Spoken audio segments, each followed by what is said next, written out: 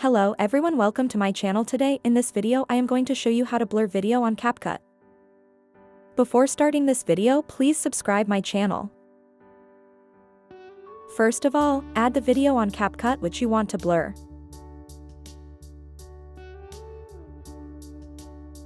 After adding the video, click on Effects.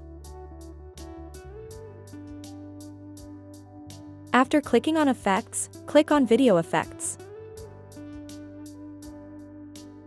Now here you have to type your blur in the search bar and search it. Now here you have to select the first effect. After that you have to adjust according to the timeline of your video as far as you want to blur your video. Now you can see I have blurred the background of my video, then it has been blurred. In this way you can blur your video on CapCut. Thanks watching this video. Please subscribe my channel.